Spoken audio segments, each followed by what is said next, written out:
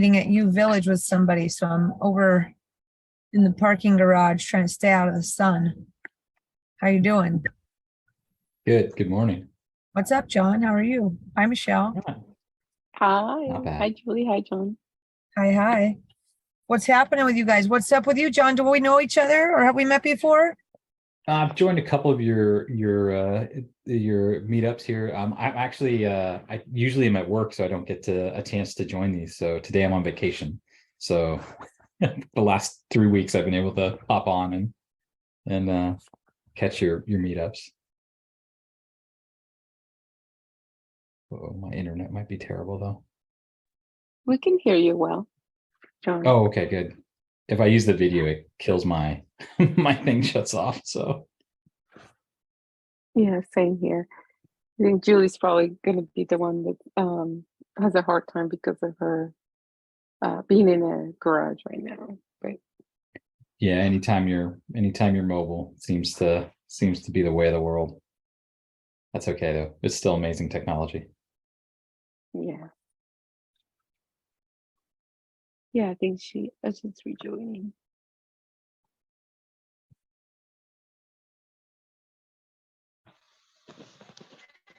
Can you guys see me? We can. Yes. My computer just died, so I gotta Oh, switch over here to my phone.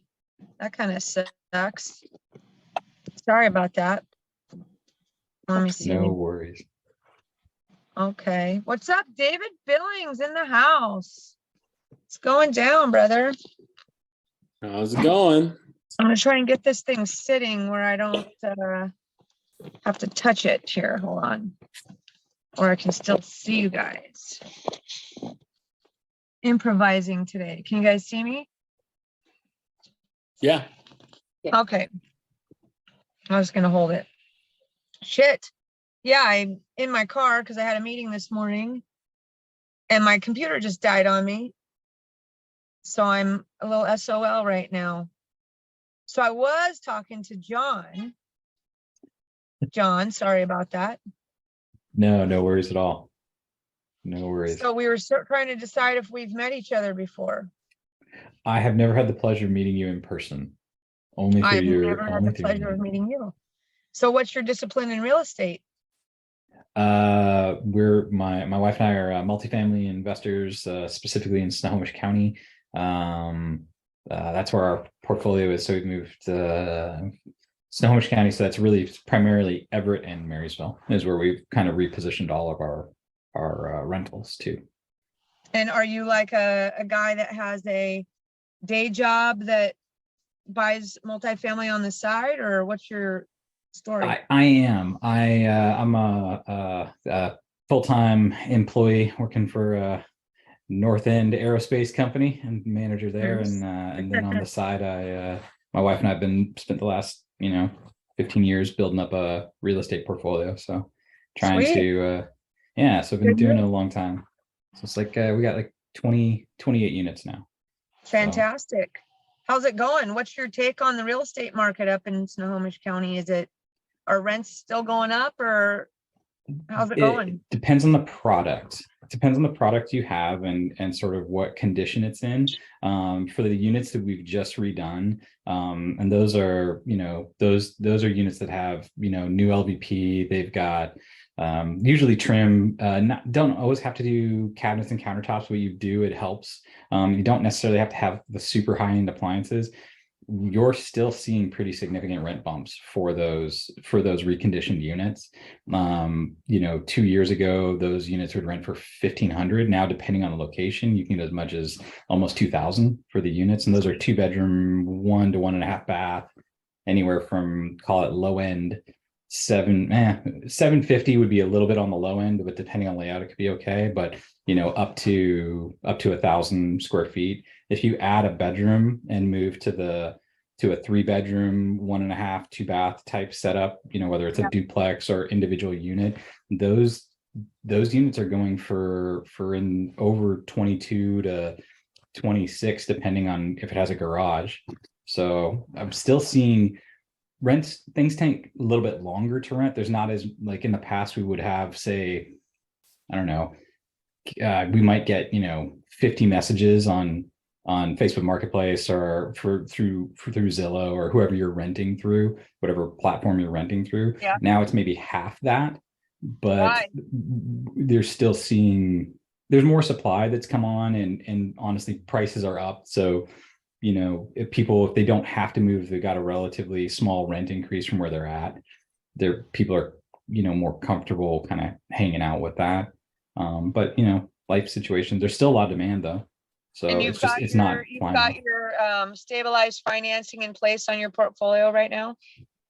Yes, that was my big thing over the last 3 years, to get everything locked in, fixed rate debt, long term. So you're looking good. Yeah, it makes it hard to trade though, because that's the problem. People say, hey, you should sell this and buy that, and it's Well, it's an awful lot. why? Unless you're trading up maybe to get, a bigger building or something like that, right? And that's where in Snohomish County, I don't think we're quite there yet, because I'm seeing stuff trade at still really, the inventory of multifamily is really thin. So I think we have to wait another 12 months to see over the next year, as some of those term loans on the slightly larger buildings come due, before you start seeing stuff trading. That's the problem. Nobody's selling. Are you, So, what's the largest building that you own? Is it like, is it above 4 units or? yeah, 10 is our largest. What's the cap rate that's happening up there on, like, what do you think a cap rate would be? Would it be, like a 5.25, or would it be on a stabilized, if you were to sell a stabilized property that you've already added your value to? I'd say somewhere in the fives is reasonable. The challenge that I'm seeing right now is that people want the post-stabilized price on the pre-stabilized property. And so everyone's saying, hey, look, there was 10 units. They're kind of a portfolio of 10, a 3 and a 7. And I really wanted it, but I couldn't figure out how to do the financing, because in order to get any kind of debt on it that worked, you needed almost 50% down payment. So Even who because bought it? Somebody that needs an exchange or yeah, something? it hasn't posted yet. So I've been looking at all the other ones I lost. That was some advice he gave me, and it seemed to be end buyers for the other properties we lost out to.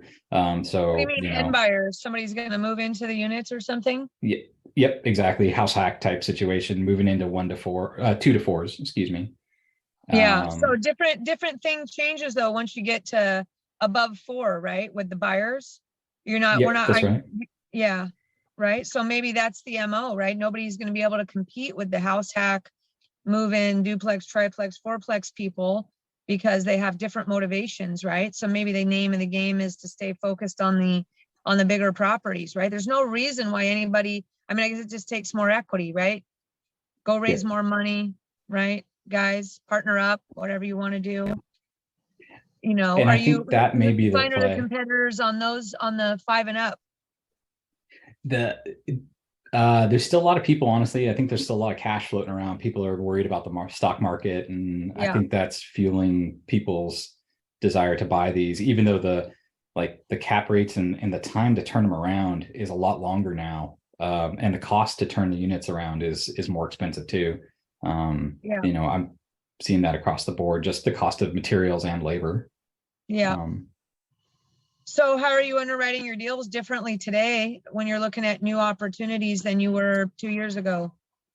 Ooh, so it's really, when I'm looking at them, it's really how do I like the area? What do I think of the vintage of the building? Is it going to be more, am I adding more headaches to my portfolio? So if it's something that I see we can add some value to and potentially get better financing on it in a year or two, then that's something. If it's that's how I'm changing how I'm looking at it, where before it'd cash flow today and you'd make, it'd be even better out in the future. Now it's kind of like, okay, do I like the long-term prospects of it enough to make this investment, because the goal is to buy and hold all of these things. Unless I'm trading up, I don't want to, I'm not trying to flip them.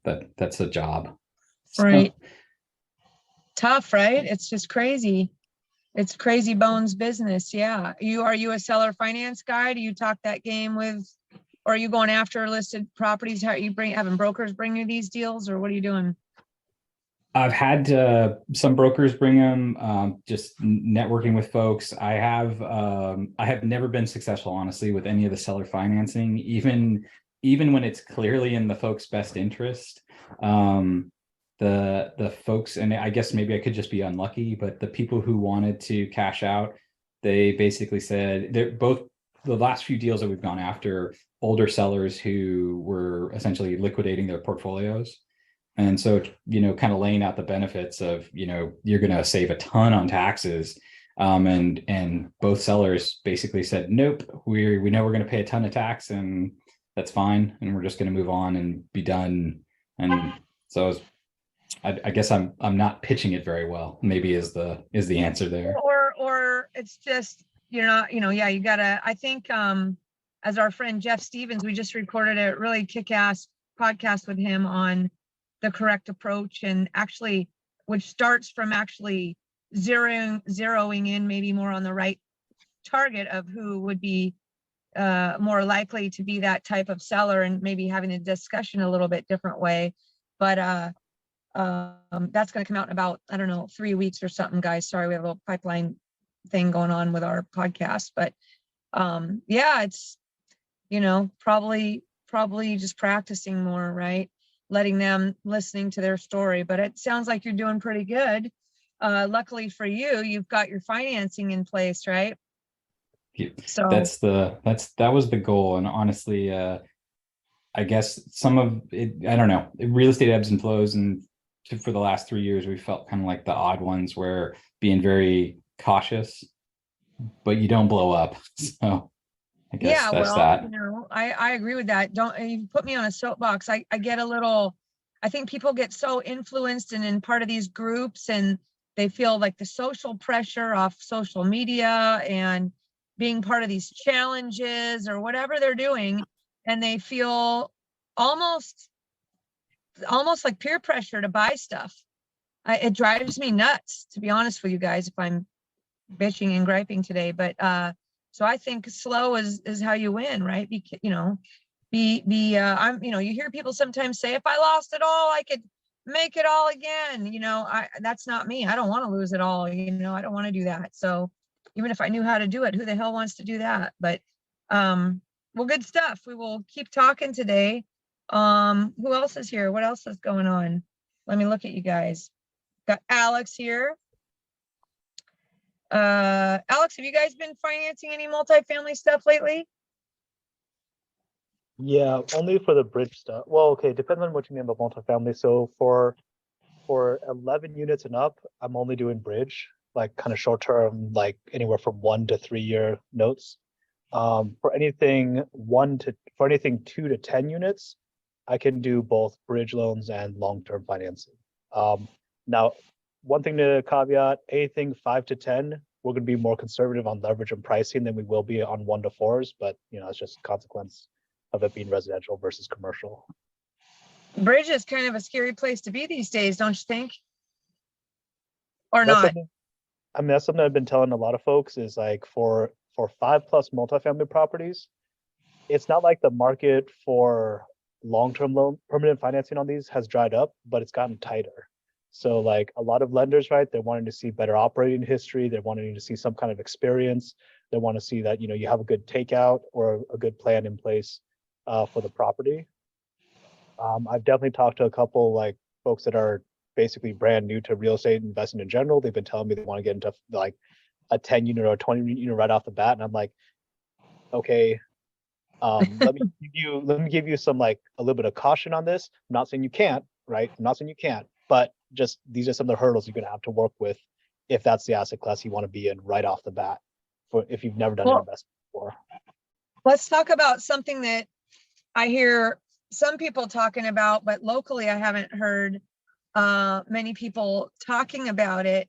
I think that, what I'm hearing on the streets right now in my world is, hey, everybody, rates are coming down. Rates are expected to come down. I think we're going to get to the to the 5s, everybody. But you know what nobody's talking about? And I want to talk about it. The commercial real estate world is about to take a shit big time, right?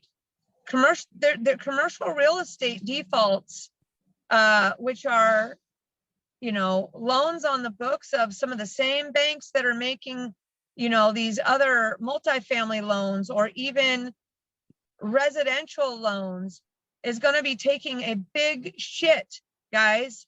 And if everybody doesn't think that that is going to roll downhill all the way to residential real estate or multifamily real estate, I feel like there's a pocket of time that we might get to the 5s, or it might be like, sure, those rates, but the lending is going to be tighter. Something is going to happen related to touching the rest of the real estate asset classes when the defaults on commercials start happening. What do you think, Alex?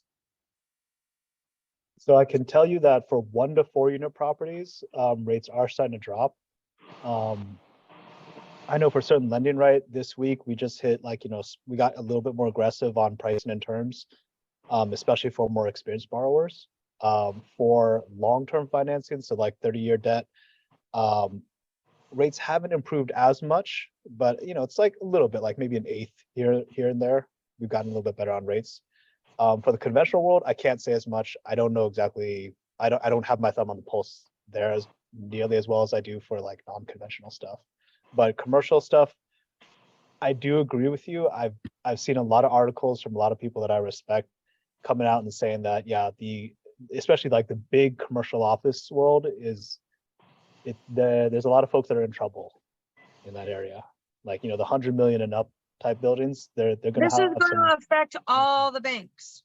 So, you know, all those banks, regional banks, big regional banks, smaller banks, everybody's going to get affected by that. And there's going to be some sort of, you know, like when you drop a stone into a pond, the ripple effect, you know. Sorry, I'm in a parking lot. I can hear that it's kind of loud. That's gonna, I just caution everybody to go, you know, be very careful with what they're doing and pay close attention to, you know, there could be, in my opinion, it feels like there could be a temporary dip in rates, like what all these residential lenders and what Alex is saying here, but that isn't something that will stay that way, because another shoe is going to drop. That isn't being talked about through the full channels yet. And I'm not like a doomsdayer or whatever, but I'm conservative in paying attention. So put it on your radar to start listening to wherever you listen to information about, could that be, you know, like when you're thinking long-term about your financial planning for your projects or whatever, it is something that you need to be paying attention to. So I don't want to like hammer on it too much today, but put it on your radar, I suggest, everybody. Let me see what the chat. Just to hop in real quick. So Michelle, I saw the question about, could we turn any commercial building into studios?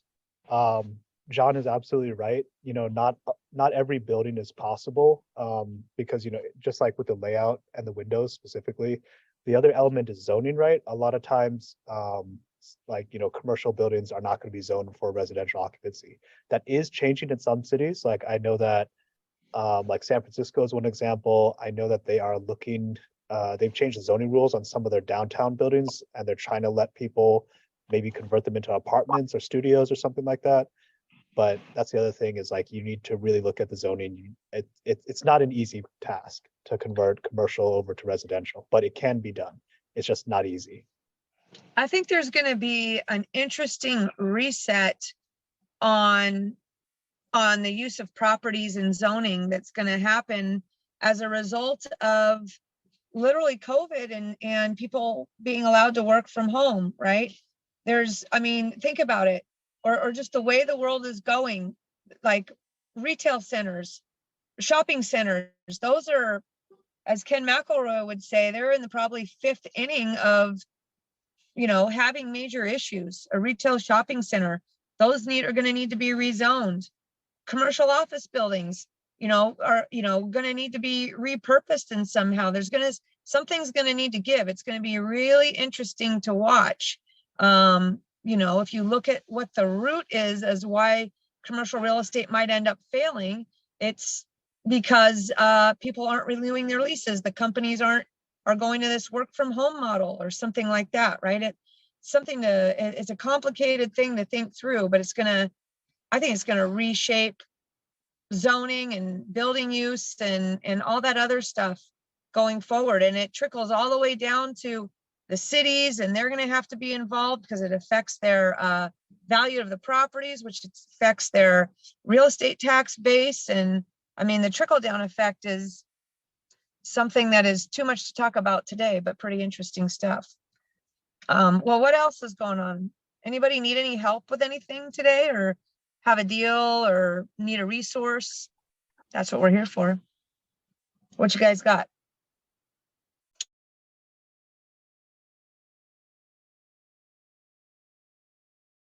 Can you guys hear me? My phone keeps ringing. Can you hear me, Alex? Yeah, We we can hear you you. just fine. We can hear Okay, you because just my fine. phone keeps ringing. I got a couple listings and brokers are calling me here. It turns my sound off every time. Does anybody need anything today in regards to resources, or have a deal they need to talk through, or what up? You guys. I need to somehow Nothing? duplicate myself. I've got too many things going on right now, so I need to somehow duplicate myself and get some time back. I hear you. Are you and are you seeing those, are you seeing the DADU plays just exploding in your world, Alex? I mean, yeah, not just in Seattle, right? Like I'm starting to get DADU requests. It's like, hey, Alex, can you look at this one for Las Vegas? Can you look at this one for North Carolina? Can you look at this one for Phoenix? Some of them are out of this world, just like not realistic. Some of them are pretty reasonable. And it's just, as a lender, right, I try not to tell people what they can't do. I just tell them like, this is what we can do. This is what I've seen other borrowers do that are in this area. This is why I would have caution on your deal, or this is why I think, it looks like a pretty solid deal. Are there any hot markets that are similar to Seattle as far as the profit margin goes? I mean, in the DADU plays, I mean, I guess the cost of construction is different. Sales prices Bay are different. Area. Vegas versus, is there anywhere that right now that's better than Seattle? Like Denver or? I mean, in terms of equity return, I think the only one that I've seen beat Seattle, and this isn't consistent, but Bay Area. Like we have a borrower that, he'll buy like an SFR with a big lot, and he'll plunk down 2 DADUs on the property, and he's suddenly added like 1.5 to 2 million in equity to the property. Yeah. Is the cost of construction is even more than up here? It's going to be more, but I mean, like if you're spending 400 to 500 per square foot building one of these DADUs, but you're adding, close to $1,000 a square foot in equity, it's like, okay, let's do it. Just numbers. Exactly. Yeah, but good stuff. The capital outlay is really significant with those, right? So, you can't attack one of those deals without like $1 million cash in your pocket. Hey, I got a question that came up today on a DADU thing that I didn't know the answer. So if you have a residential property that's, got the lot and it's here in Seattle, and you can do the DADU play on it, or wherever it is, Kirkland or somewhere, and that property has an oil tank on it, right? And you're going to keep the front house and build the DADU in the back because it's being condominiumized. You're not, subdividing necessarily. Is there any requirement on the construction that you have to take out the tank, or can you just decommission it? I think you can just decommission that. That's what I was thinking. I think you can decommission it by just like filling it with sand, or I don't remember exactly what you're supposed to do.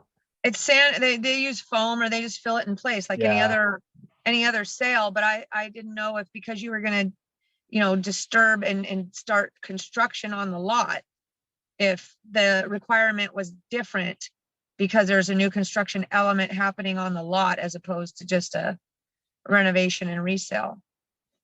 Since you're not subdividing, right? That's actually a really good, that's actually a really good question. There you go. You know what? I want to take back what I said before. I don't want to say that I know the answer to that. Yeah, I don't know. I was like, let's get, luckily Israel and so forth is on my team. Maybe they know some of those guys, but does anybody else here know? It's a good question. You know? So what else?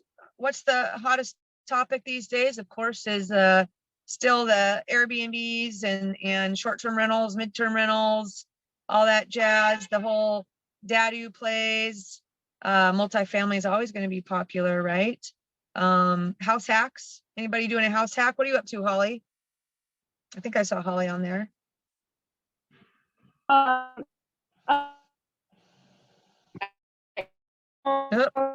Can't hear you. Oh, can you hear me now? Now we can hear you. Can you hear me now? Yes. Okay, I'm almost done with one of my vacancies. I have 2 units I'm remodeling, and I'm mostly just doing flooring and paint, and I'm keeping the kitchen and bathroom sort of not remodeled, just so I can save on some of the renovation costs. And I think that's really important just to note that you can, do this in phases over time to save it a your house hack? cash and actually kind of come. Yeah, it's the unit next door to me, my duplex in Bremerton. I finally hired a painter just to come in and finish painting it, because I was at this chapter in my life, me painting a wall every so often because I'm busy in other things just isn't working. So moving forward, I'm just going to plan to hire out basically for everything, because it helps me to do things a lot faster. There you go. But I'm seller grateful finance for the deal? time. Yeah, that's the seller finance one. I'm grateful for the time and challenges I had doing some of the work myself, because it really helped me to understand what goes into it. But it's not going to be the way that I scale moving forward. Do you want to share with everybody the terms of your seller finance deal and how you were to make that happen? Yeah, I think some of you know on here, it was on an on-market deal. I just put in the offer. I offered a little more than what the owner wanted. And I put 10% down, and I offered a 3% interest rate, renegotiated to a 3.5% interest rate. And we moved into the property. And this was back in December. So what were the rates, the bank rates at that time? Like, why, 3%? 6%, because I couldn't make the numbers work. It's really hard to make the numbers work. So you got to find people that are, willing to put in, like, one, you have to work when you're calling on market listings. You kind of just need to present the offer. Like, I wouldn't just ask, oh, is your seller going to be open to seller financing? If you can, look up to see if they have a mortgage or something on it, and just put in the offer, and then start the conversation and send over like a letter or something, or Right. like what the return could be, within your balloon period, something like that. Because a lot of people they're like, oh, I don't know, have them get on the phone with an attorney and be like, let's talk about this, get in a meeting with their CPA. Great tip. Something like that. So it helps to be like, hey, I'm trying to work with you. I really want this property. See if it's a good fit for you. I'll pay for these other meetings. And if it does seem like a good fit and you like these terms, then let's move forward. But some of the sellers right now that are trying to do seller financing, they're like, oh, I want 7% or 6%. It's like, well, what's the point? We might as well to go get a bank loan. So you have to let's talk about a loan rate, right? Or like or you could do it interest only if they want that interest rate, because then they have a lot of good taxable benefits. So there's a lot of way to go around and structure that. Sorry, Julie, go ahead. Good point. I like that. Move it to interest only. That's a good tip, right? Because you're just trying to buy time, right? That's what you're trying to do, is buy time. How much time did you have on that one? Holly, did I lose you? How much? No, I'm here. It was on market. I don't know. On the market for 4 days. I did an offer. What kind of seller financing timeline did you Is that get? your question? 2 years, 5 years on your seller A financing? 5 balloon. 5 with a balloon. I have a bigger balloon. Yeah, so the plan Awesome. is to refinance that probably. We'll see. I'll see. I'm going to contact them and are they looking to either cash out at the end or do they want to maybe extend? Like You're I cutting just, out on us a little. one, I'm creating. Oh, can you hear me better now? Little bit, not totally. Can you hear me better now? Oh, Well, I love the tip, whether we can hear Holly or not, the tip of if somebody wants a higher rate, I like that idea of converting it to interest only. If it still works, if you could still make it work, right? That's a kind of a nice tip there. And also the tip of just absolutely going for it because that broker, if it's listed, is required to present that offer, right? Versus Yep. them trying to shut you down ahead of time and asking. Those are great tips today from Holly. I love that.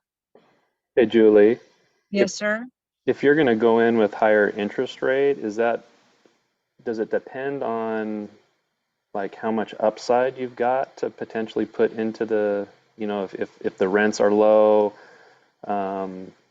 or if you need to do some value add with renovations, does it make more sense then to get a better term like that if you're paying a Well, higher interest rate?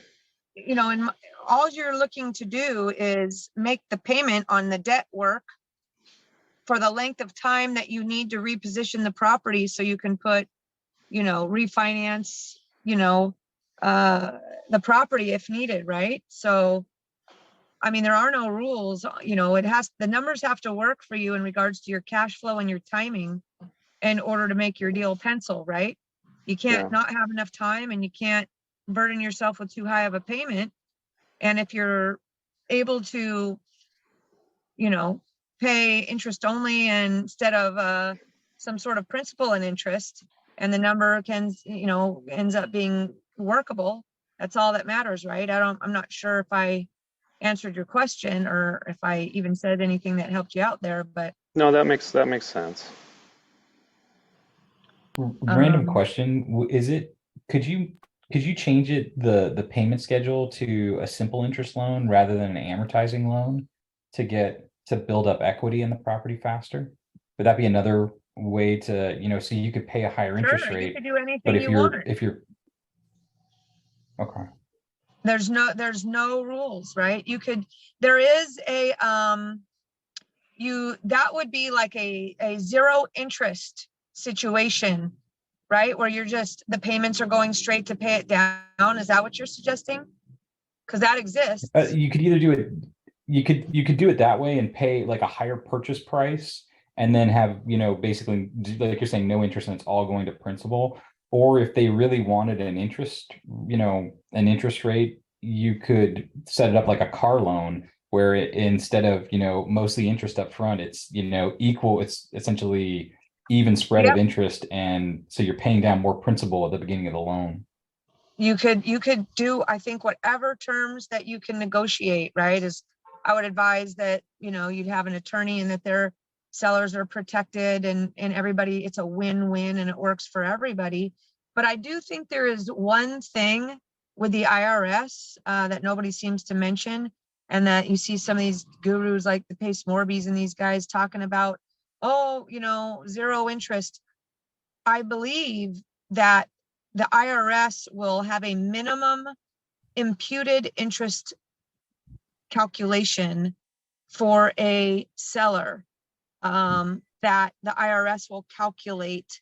I'm not a CPA, even though I did pass the CPA exam at one point. I'm not a CPA, so that'd be and that would be more just disclosure and information that the seller is not going to be getting something they don't realize later on in a situation that they thought was a pure no interest in a pure principal pay down situation.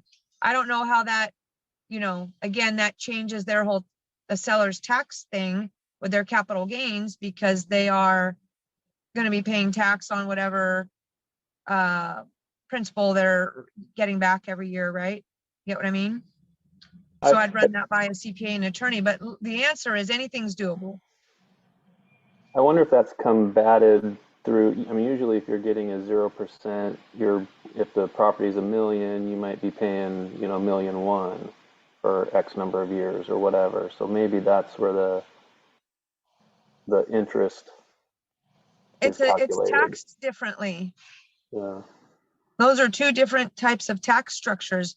Interest income is taxed at an ordinary income rate, where capital gains is less, right? Right. So I don't know the answer. I'm just throwing it out there as a piece of information, if that makes sense. Not that anybody needs to worry about it, but I would,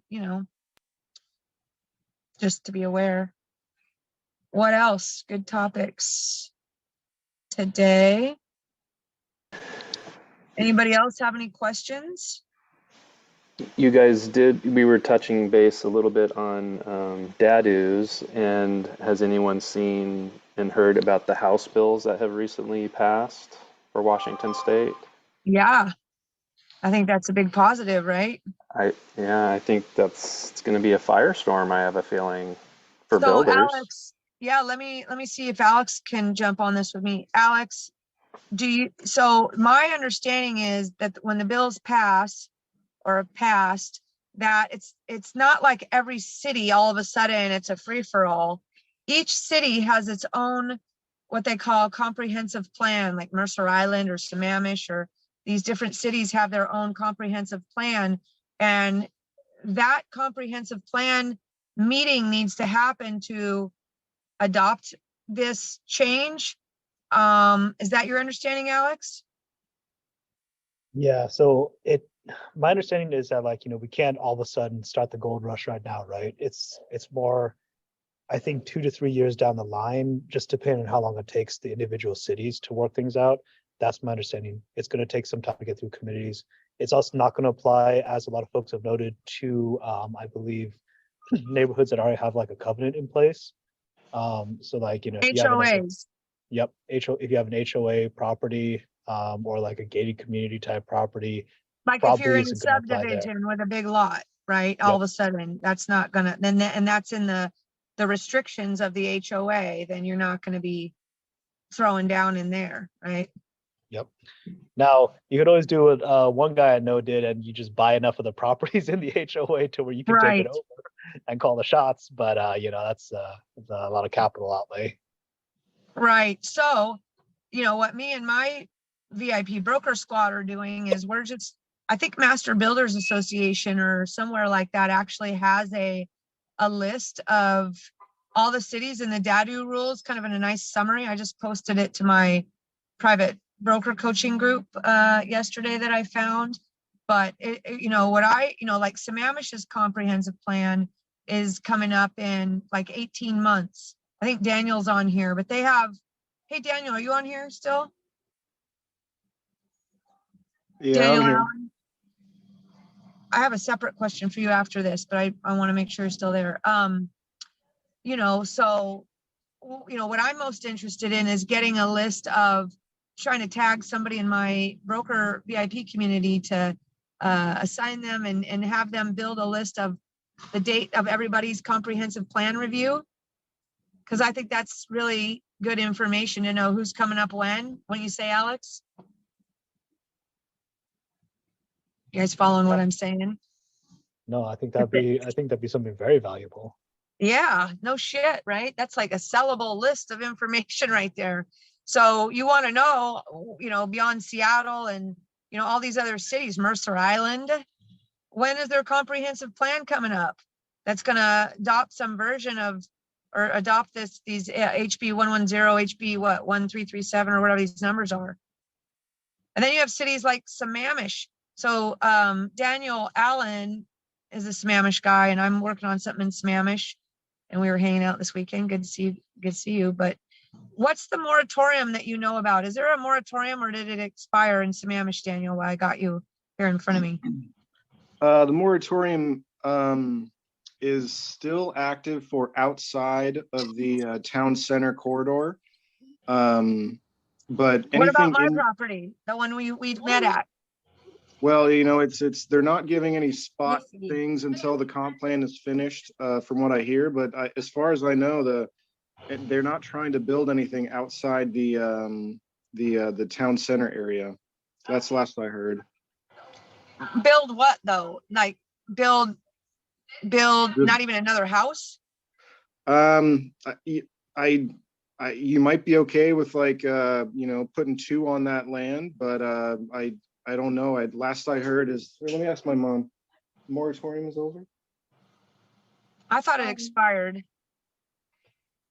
For the, From what I understand, yeah, one sec. retired. Retired. Expired. Expired. We're not professionals here, so.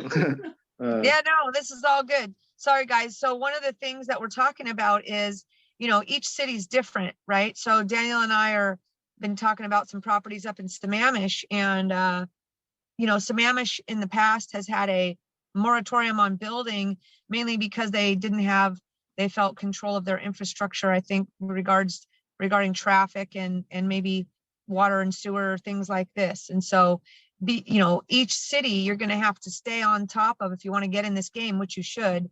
You know, are there any discussions? It's kind of like looking at a condo.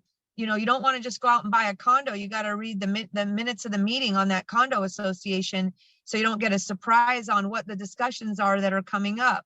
So in each of these cities, my tip would be, like, if you want to do something out in Mercer Island, for example, or one of these other cities, is there anything else being talked about up there that would block water, sewer, some sort of moratorium, some connections, traffic, that would, you know, put a halt or a stall on, you know, any of the construction of these DADUs or more dense projects that we can do on these lots.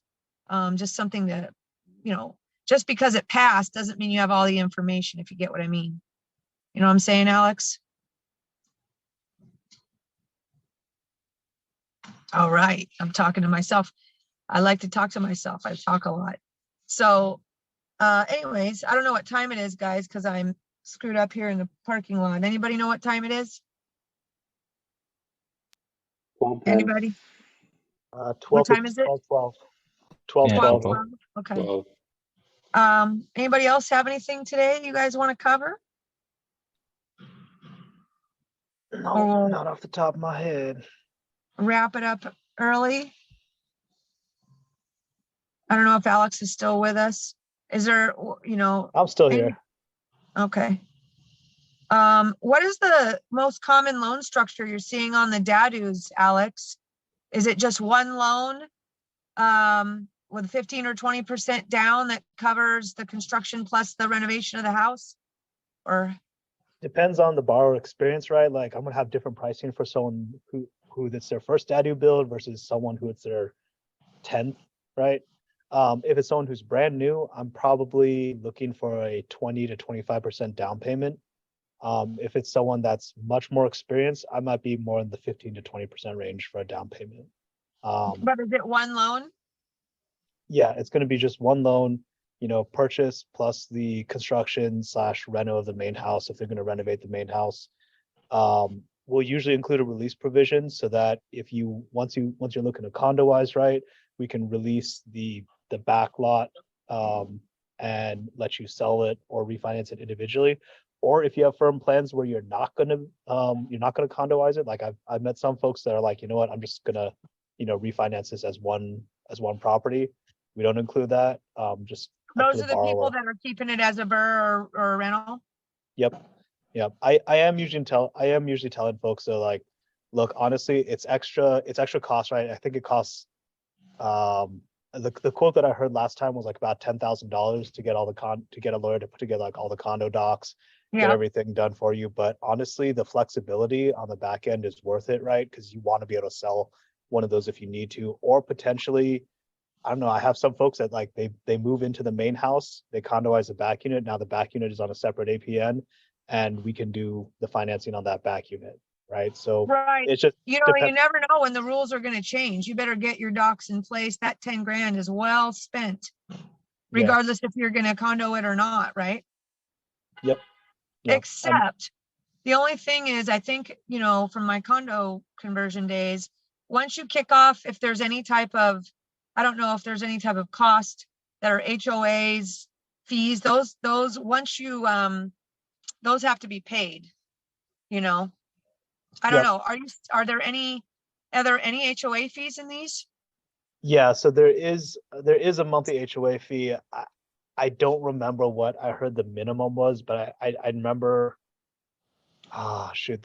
It was a couple weeks ago that I went to like a big meeting where we had a lawyer that was talking through the process, and she did say it. I don't remember off the top of my head Yeah. what that minimum was, but I do remember her saying that like condo docs for a DADU is going to be anywhere from like 10 to 12,000, and then like your monthly fees there afterwards should be some.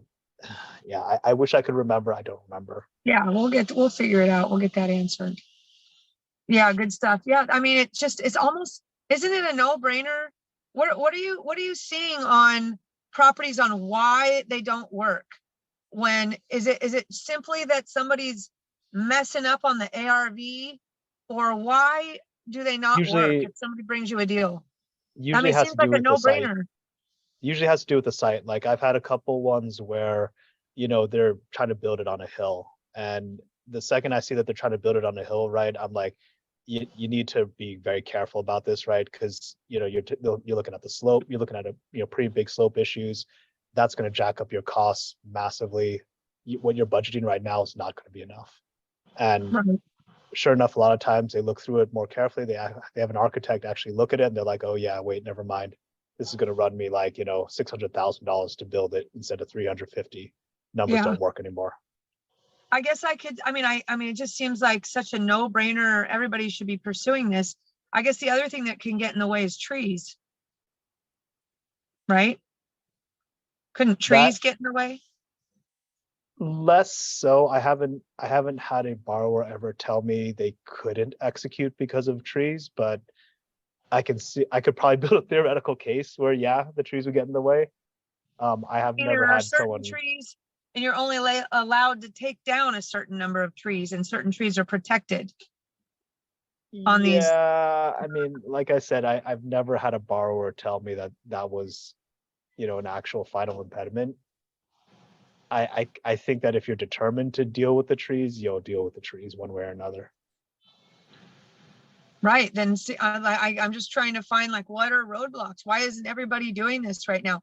It's amazing how many people tell me they want to do it. They've never done it, or, all that other stuff. But seems like there's enough to go around right now. Right. Doesn't it?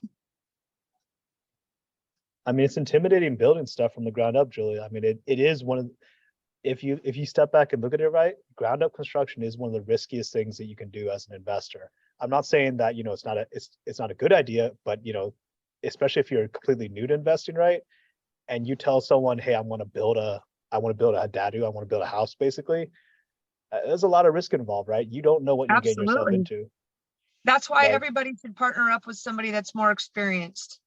Yep. In my opinion, even in flipping, or especially in flipping and especially new construction, you should be partnering up with somebody that is more experienced than you, rather than trying to take this on, right? You are exactly right on that, Alex. It's not, I'm just, I guess, suggesting that it's not a difficult model to figure out, right? But you're right that there's still a lot of risk involved. Utilities, right? Utilities, all that shit, if you don't know what you're doing. But exciting topic, exciting to see what's happening here, or what's going to continue to reshape, our state, basically. Is there any other state that's ahead of us, like Oregon, right? Didn't Oregon already get away, do away with single family zoning a few years ago? And then have you ever heard if that's the case, if they had like a boom in this type of investing?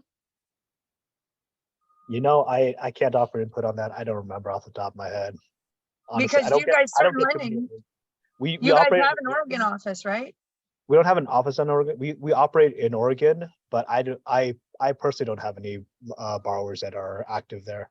I would have to talk to Israel about that when he gets back in the office on Monday, because he has some guys that are doing stuff down in Portland. That's an interesting question, though, right? It'd be interesting to know from Israel or the certain lending perspective, when Oregon was way ahead of us in getting rid of single family zoning, what happened? Did everybody start doing those, or was it just a big, like, not really that big of a deal? I don't know.